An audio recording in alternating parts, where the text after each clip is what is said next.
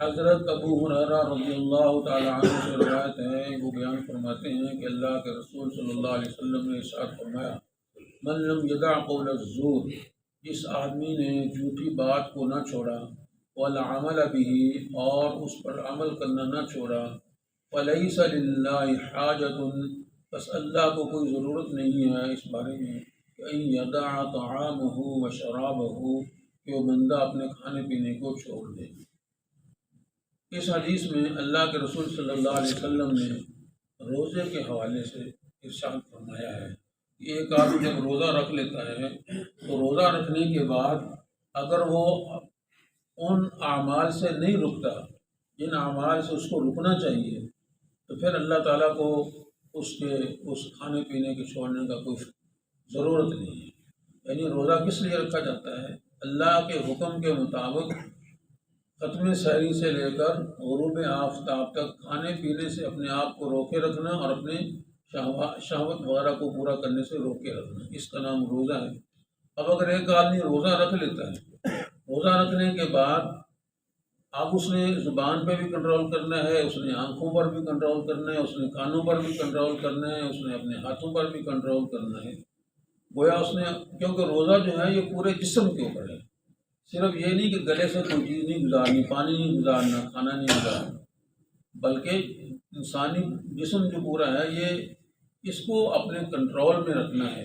ان تمام امور سے روکے رکھنا ہے جن سے اللہ نے منع فرمایا کہ یہ کام نہیں کرنے۔ زبان کو خاص طور پہ یہاں پہ قول الزور، جھوٹی بات فرمائی ہے، اس کا مطلب یہ ہے کہ زبان کا استعمال جو ہے وہ اللہ اور اس کے رسول کے حکم کے خلاف روزے میں نہیں کرنا، معاملات میں بھی نہیں کرنا، اور روزے میں خاص طور پہ نہیں کرنا، تاکہ روزے کا جو مقصد ہے تقویٰ کا حصول وہ انسان کو حاصل ہو سکے۔ روزے سے انسان کے اندر ضبط کا مادہ پیدا ہوتا ہے، صبر کا مادہ پیدا ہوتا ہے، اپنے جذبات کو کنٹرول رکھنے کا جذبہ پیدا ہوتا ہے۔ یعنی جب انسان صبح ختم سحری کے بعد روزے کی نیت کر لیتا ہے کہ میں آج روزے سے ہوں اور میرا روزہ ہے، اب اس کے بعد اس کا دل چاہتا ہے، دن کو پیاس لگی ہے کہ میں پانی پی لوں، چھپ کر پی لوں، تو اب وہ کنٹرول کرتا ہے اس جذبے کے اوپر عمل کرنے سے اپنے آپ کو روکتا ہے۔ بازار میں جاتا ہے، اس کے سامنے کھانے پینے کی چیزیں آ رہی ہوتی ہیں، تھوڑا سلف لینے جاتا ہے، لیکن وہ کہتا ہے کہ نہیں، ان چیزوں کو میں نے ابھی نہیں کھانا، شام تک میں نے ان سے اپنے آپ کو روکے رکھنا ہے۔ اسی طرح کسی مجلس میں گیا، اب وہاں دو چار بندے بیٹھے ہیں، اب وہ کسی کے بارے میں غیبت کر رہے ہیں، اب وہ کہتا ہے نہیں بھائی یہ کام نہیں کرنا، اپنے آپ کو کنٹرول میں کرتا ہے، غیبت سنتا بھی نہیں اور غیبت کرتا بھی نہیں۔ تو یہ جس طرح ہم آگے چلتے چلے جائیں گے، اس کی تفصیلات ہمارے سامنے آتی رہیں گی۔ تو آپ صلی اللہ علیہ وسلم نے اس حدیث مبارکہ کے اندر روزے کے حقیقی مقصد کو حاصل کرنے کے بارے میں ارشاد فرمایا ہے کہ اگر ایک آدمی روزہ رکھنے کے بعد جھوٹی باتوں کو کرنے سے نہیں رکتا، اپنے آپ کو ان تمام امور سے نہیں روکتا جن سے اللہ نے اور اس کے رسول نے منع فرمایا ہے،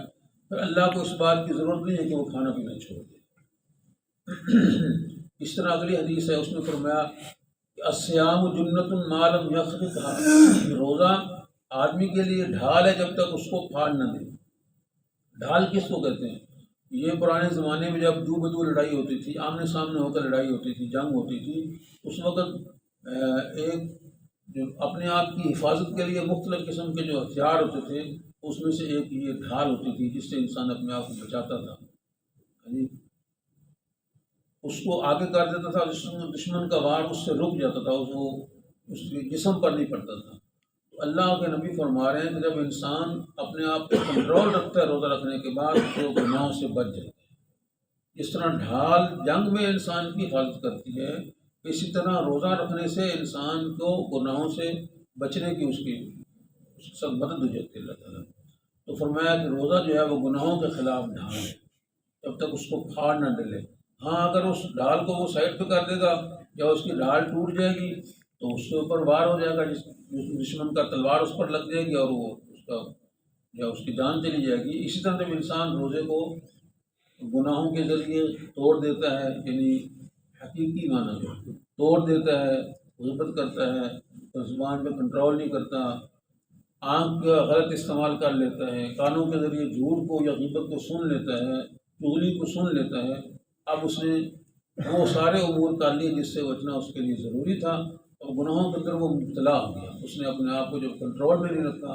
صبر و ضبط کے ذریعے اس نے اپنے آپ کو نہیں اس صفت سے متصف نہیں کیا، اب وہ گناہوں کی دلدل میں چلا گیا اور روزے کا حقیقی مقصد اس کو حاصل نہ ہوا۔ غیبت کرنے سے روزہ ٹوٹ جاتا ہے،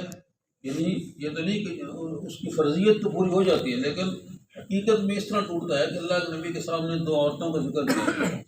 دو صحابیات کا ذکر کیا گیا، عرض کیا کہ جی انہوں نے روزہ رکھا تھا اور ان کو اس روزے کی وجہ سے تکلیف ہو رہی ہے، یعنی ان سے برداشت نہیں ہو رہا، جس طرح پنجابی میں کہتے ہیں روزہ لگ گیا۔ تو اللہ کے نبی نے فرمایا کہ ان کے سامنے ایک برتن کیے تھے، برتن ان کے سامنے رکھا جائے اور ان کو کہا کہ میرا قید کر دو، الٹی کر دو اس کے اندر۔ انہوں نے اس میں قید کی تو اس میں انسانی جسم کے گوشت کے لوتھڑے تھے اس میں۔ آپ صلی اللہ علیہ وسلم نے فرمایا کہ انہوں نے روزہ رکھا حلال مال سے، لیکن لوگوں کی غیبت کر کے اپنے آپ کو اس میں مبتلا کر کے روزے کو انہوں نے خراب کر دیا۔ تو روزہ رکھنے کے بعد اب انسان پر یہ ذمہ داری آتی ہے کہ وہ ان تمام امور سے اپنے آپ کو بچائے جن سے رکنے کے لیے اس کو ہدایت کی گئی ہے۔ اللہ تعالیٰ میں سمجھ نصیب فرمائے۔